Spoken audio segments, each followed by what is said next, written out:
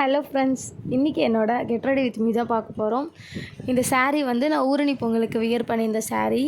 ஆக்சுவலாக நாளைக்கு ஈவினிங் ஊரணி பொங்கல் அப்படின்னா இன்றைக்கி தான் வந்து எனக்கு நியூஸே தெரியும்.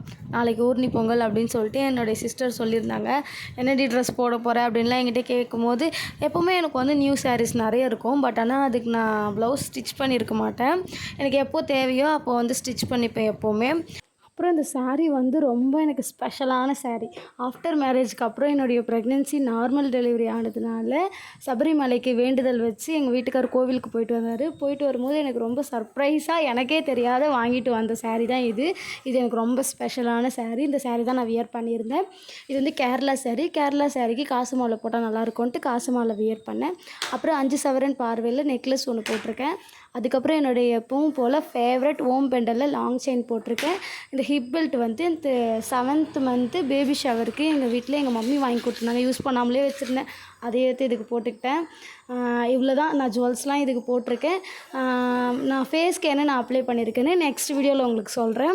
இதுதான் என்னோடய டோட்டல் அவுட்ஃபிட் எப்படி இருக்குதுன்னு சொல்லுங்கள். அப்புறம் நான் saree ப்ரீ ப்ளீட்டிங்லாம் எஸ்ஹெச்கே புட்டிக்கில் கொடுத்து சூப்பராக பர்ஃபெக்டாக எனக்கு ப்ரீ ப்ளீட் பண்ணி கொடுப்பாங்க. நான் அவங்களுடைய நம்பரையும் அவங்களுடைய லோகோவையும் இதில் ஆட் பண்ணுறேன், பார்த்துக்கோ. உங்களுக்கு saree ப்ரீ ப்ளீட் வேணுனாலும் இந்த நம்பருக்கு கால் பண்ணி புக் பண்ணிக்கலாம். அப்புறம் தேங்க்யூ ஆல். மறக்காம நம்ம சேனலை சப்ஸ்கிரைப் பண்ணுங்கள்.